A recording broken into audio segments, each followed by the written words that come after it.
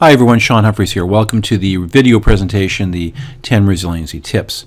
If you're beginning to think about the year ahead and looking at your goals and objectives for the year, this will be a great video to take a look at. We'll cover off some key resiliency strategies that will improve the probability of you achieving your goals for this next year.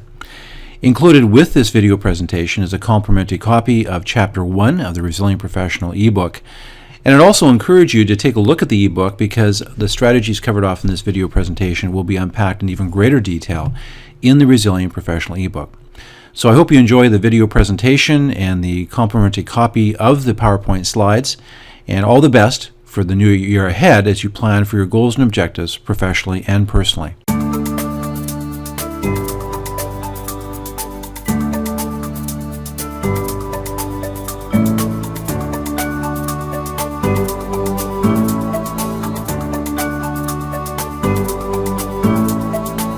So what I want to share with you is 10 tips for building personal resiliency, and these tips flow from a lot of the ideas we've already covered off.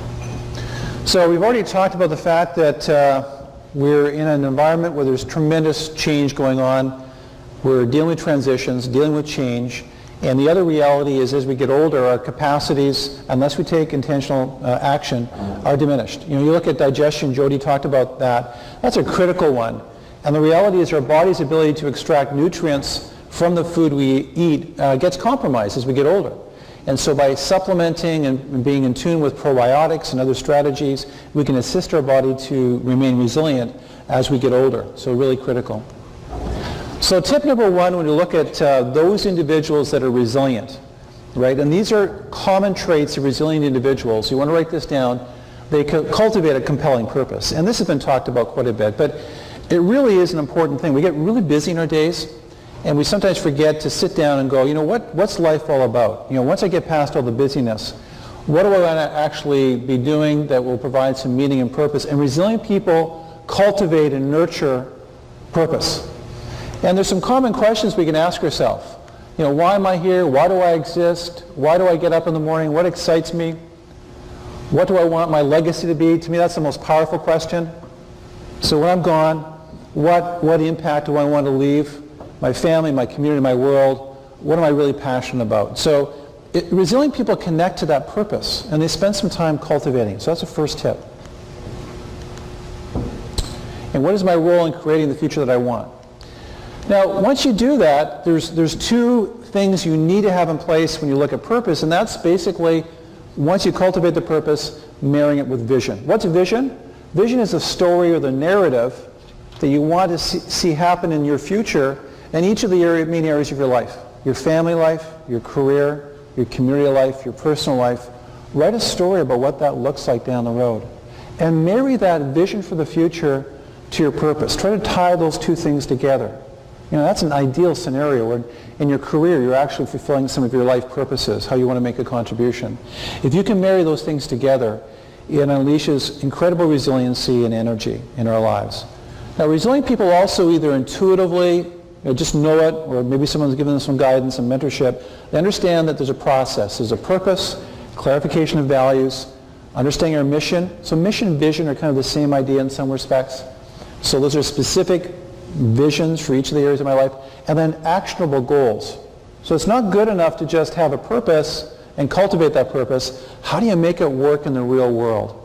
Spending some time saying, what am I specifically going to do in each of these areas to make that purpose come to life for me? And so resilient people do this. In the Resilient Professional book, we actually have 2 modules, complete chapters that walk you through this process to capture your purpose and ultimately set some action plans around that. Tip number 2, resilient people know that relationships count. We all kind of know this. But again, we sometimes forget about it. We get busy. We need to get things done. We're sometimes efficient with people. Tanya's not here, I don't think, anymore, so I can say this. So she often says to me, Sean, stop talking to me like I'm your client, okay? I'm your wife. And so I get into kind of solution mode, and I talk in a certain way, and she stops me in that moment. And I'm trying to be efficient. I'm trying to get this issue dealt with. I went through a business program years ago called the Strategic Coach, and Dan Sullivan shared a concept that I thought was revolutionary. I've shared it often with people. And he said, one of the most important ingredients when you're working on relationships is fostering trust. When relationships work well, it's amazing how the rest of life goes well. All you need is one relationship that's not going well, and it just impacts every aspect of your life. So one tip is use the 4 habits of building trust. And the first habit is say please and thank you. It's simple, but it's powerful. So take the time to practice basic civility. We live in a culture where the crude and arrogant, the crass seems to be celebrated in our culture for some reason. I'm not sure why that is, but basic civility is out of fashion. And yet, in our one-on-one relationships, basic civility and kindness goes a long, long way. And sometimes we get busy in our lives, we're efficient, we're frustrated, we get things done, but sometimes we need to practice that basic civility. Tip number 2 is show up on time. Showing up on time in the lives of others speaks in a huge way to how we respect them. We're respectful of their time. And it's a simple thing, but if you're running late, then you make sure you get a hold of that person and renegotiate the contract. People are very forgiving, but they just don't want to be left standing. They want to know where they're at relative to what's going on in your life. You need to make sure that you're communicating and be respectful of other people's time. The third habit is do what you say you'll do. And I think this is the one that a lot of people trip over. It's not because we don't want to do what we say we do, but we get busy, we make commitments, maybe we don't have great placeholders for those commitments. And I know in my own life, whether it's processes, there's a lot of information in the Resilient Professional talks about this issue, but even having a great team. I got a great team around me that are always around to help me fulfill some of the commitments I make, right? Because they help me have placeholders so I can follow up. It's really critical. Habit number 4 is finish what you start. So once you start doing what you say you're going to do, make sure you follow through to completion. Right? That speaks very, very loudly to the people around you that you're someone that can be counted on to finish what they've started. So that's just one tip. I mean, relationships are much more than just that. I suspect, though, that if you have some relationship problems, you might be, with that relationship, violating one of these habits. And all you have to do is fine-tune it. To the extent that you do all 4 in every relationship, you take that trust level up exponentially. Tip number 3, resilient people protect confidence. Life is interesting. When we're younger, we tend to be risk takers. We're a little more adventurous. You're just wired that way, right? And life is sometimes about the school of hard knocks. We go through failures and frustrations and criticism, and we kind of get beaten down a little bit, and maybe don't want to take risks like we used to. And we have to be very, very conscious of building habits in our life that protect our confidence. Because if you want to get some things done in your life, if you want to make a difference and move towards a purpose, you have to take some risks sometime. But if your confidence is beaten down, that has a huge impact on your ability to take those risks. So there's some simple strategies. If you talk to Bernice, she should talk about something called a gratitude journal. And many of you have probably heard about that. But just spending a few minutes at the end of the day, you'll have no problem remembering what happened that was bad, that was negative, the failures. That chatter is always there. What you need to do is think about what went well. Write it down. It embeds in your subconscious. What were you happy about? What did you learn today? The other thing you can do is build in your calendar things that you used to do that brought a lot of happiness, you enjoyed doing them, satisfaction, confidence. What are those hobbies or activities that you've kind of let be crowded out of your schedule? And look at your schedule and go, I used to do that. I used to paint. I used to do calligraphy. I used to go for walks in the park, and I stopped doing all that stuff. So make your life a little bit more about the want-tos and a little bit less about have-tos. Look at your balance between have-tos and want-tos, and try to get that want-to component of your life increased. That'll increase your confidence. And then the last thing is, some of you are great goal setters, and you have a vision for the future. And the vision for the future is really important because that creates the motivation to achieve your goals and go after your goals and do those things. The problem is your vision for the future is a fiction. It's like the horizon. You never get to it. Right? You don't. You may get close to it, but you'll never get exactly what your vision is. Your vision's there to create motivation, to move in a certain direction. And if you're always comparing your life's progress against your future vision, you're always going to be disappointed. So you always have to remember, where have I come from? So over the last year or 2 years or 3 years or 4 years, what things have I done that have been improvements in different areas of my life? You use your vision for the future to create inspiration and motivation. Use reflection of the past to put a pat on your back. I made some improvement. Maybe not in all areas, but make sure you pat yourself on the back on those things you did well. Tip number 4, resilient people harness the principle of, or the power of oscillation. It's all over, right? Our world is about oscillating patterns. The seasons, our heartbeat, the sunset, sunrise, our circadian rhythm, our sleep cycle, our wakefulness cycle. And yet sometimes we charge ahead and don't respect the cycles of life. And it ends up ruining our health, leads to burnout. We need to nurture ourselves. So the principle of oscillation is really important, that we just be mindful of it. Resilient people do take that into account. They understand that they can't drive all the time. Tip number 5 is focus on habits and not willpower. So if I want to achieve some goals, I need to make sure that I've, going in the right direction and have the right habits to achieve certain things. This is an interesting time of year. Some of you may have set some New Year's resolutions, which almost never work, because we use a blunt instrument. By about this time of the year, most resolutions are sort of off the rails. And the reason is the only tool we use is willpower for many of us. And willpower is a very, very poor servant because we have very little willpower. Great example is you read about politicians and famous actors and people that are noteworthy in the culture that do amazing things. They have an amazing legacy and they've made a huge difference in our culture. And at a heartbeat, they make a decision that completely explodes all that good work that they did. A misstep, a misjudgment, and the rest of their legacy is gone. Why does that happen? Because we're not respectful of our willpower. We have a little bit. And so what scientists, social scientists know is if we work a long day, and if you're trying to diet, this is an obvious one, right? If you didn't pack your lunches and be very tactical about what you're going to eat through the day, and you're going to go, I'm just going to use willpower. I get home at 8 o'clock, I've had a long day, I'm tired. What's your willpower? You got none, right? So you look at other aspects of willpower. They've confirmed, if you are in a job where you have to make a lot of decisions through the day, your capacity to have willpower by the end of the day is gone. In the Penal and Corrections Institute, when parole boards, they know this from the studies. If you want to be paroled, you better get in front of that board or the judge or whoever's doing the hearing first thing in the morning. Because in the early part of the day, they're prepared to sort of struggle with the case, to look at the facts, to maybe give that person the benefit of the doubt. By about 3 o'clock in the afternoon, the best decision is the easiest decision, and that's no decision. I'm sorry you're not getting paroled.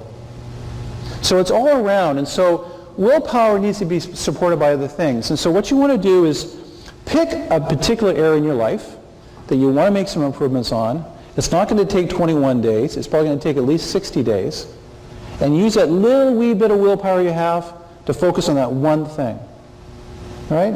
And then that one thing, once it's grooved in as a habit, you don't have to use willpower anymore. And then take that little bit of willpower you have and go to the next habit. And don't do more than one at a time.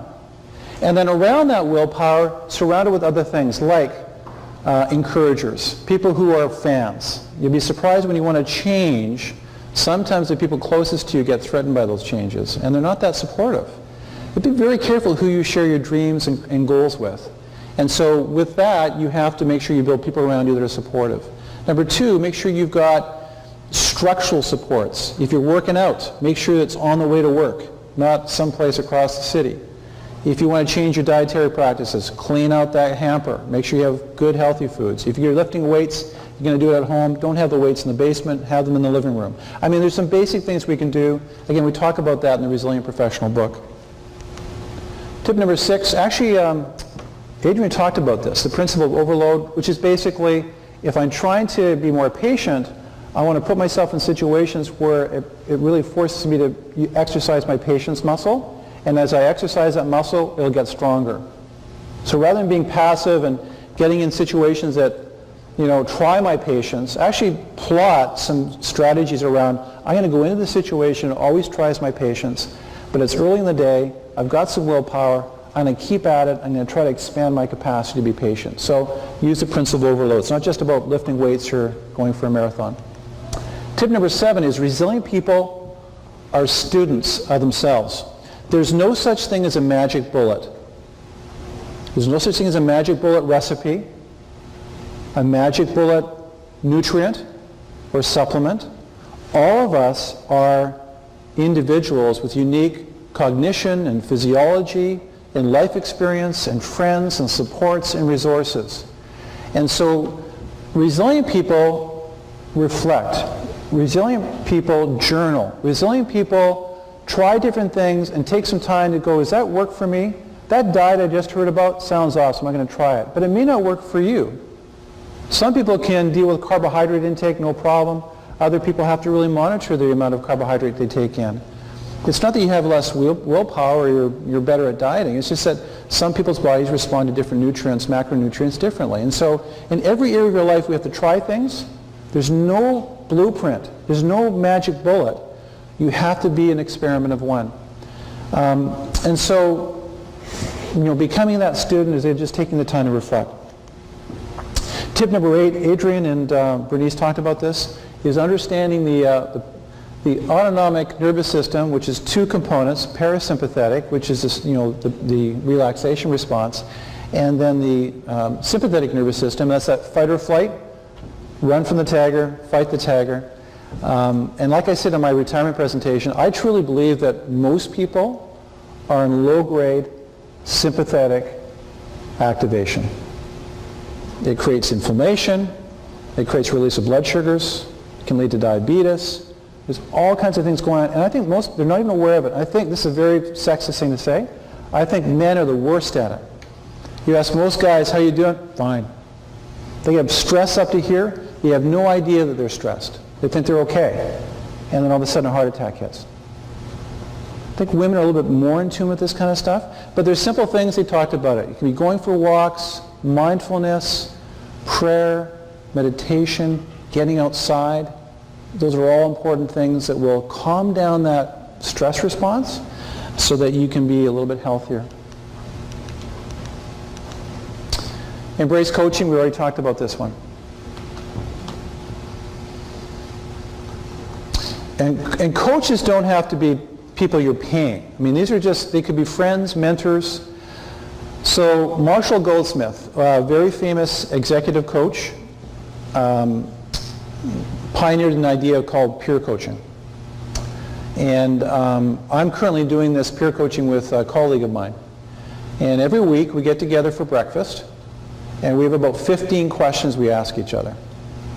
And the questions are grouped in, the main areas are health, our business, our marriage relationships, other family relationships, and it's just a quick list of 15 questions. So Marshall Goldsmith came up with this idea, and what intrigued me about it is he's been doing this exercise with a colleague of his for 30 years. Same guy.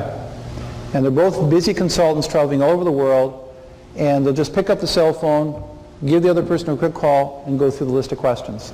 Now what those questions do is it creates some internal tension. You know you're going to be asked the question, and you want to be able to answer it with integrity, right? You don't want to lie about it. But if you keep getting asked a question that's important, but you keep saying, no, I haven't followed through on it, it builds this internal tension that eventually probably prompts you to do something about it. And one of the questions they added to the list was, have you called your doctor for your physical, your annual physical? And his friend kept deferring and deferring and deferring.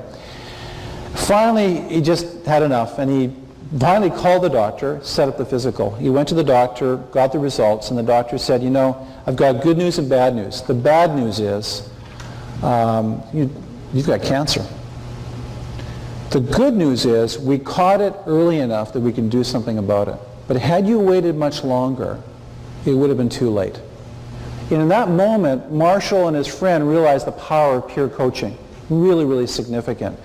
So that inspired me with my own friend to get together, have a quick lunch, ask the questions, and it creates some motivation to hopefully act on some of those questions.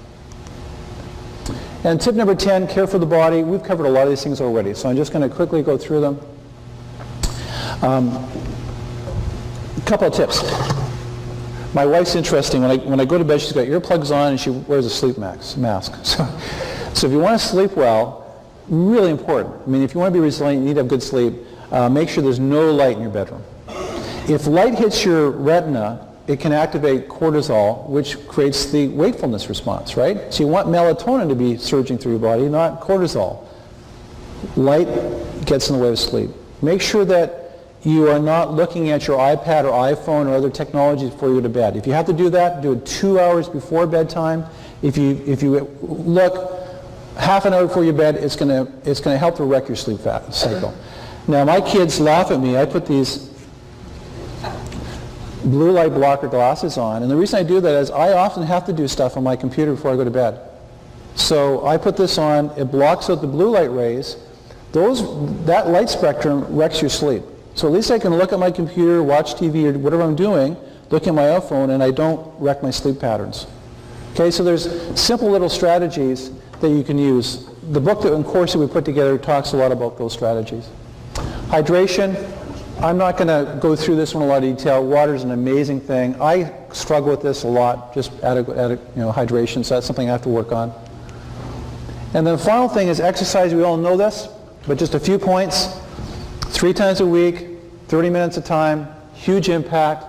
BDNF, that's brain-derived neurotropic factors. It's been called miracle growth for the brain. If you want to get smarter, help your body to create more neuronal growth, more synaptic connections, better cognition, get exercising. It's huge. Energy. We think that expending energy reduces energy. Too much energy expension does that, but if you actually energy a little bit, you expend energy, does a couple of things. One is it increases what's called mitochondrial density. So we have these mitochondrial cells in our body, mostly in our muscles, but throughout our whole body. And the mitochondrial cells basically produce something called ATP, which is our energy, to fuel our physiological processes, help us do things in life. The more mitochondrial cells you have, the more energy you have. You get more mitochondrial cells by exercising. Exercising creates capillary density. So more blood's going to more parts of your body. And you get more blood flow to your brain, which helps with focus. Right? There's this virtuous cycle around exercise. Just try to find something that works for you. It could be just walking. Okay, those are the 10 tips for building resiliency. And like I said, feel comfortable. If you want, you can go to the table, pick up a sample chapter. If you want to be emailed about the discount when the book's released, we can make sure we do that for you.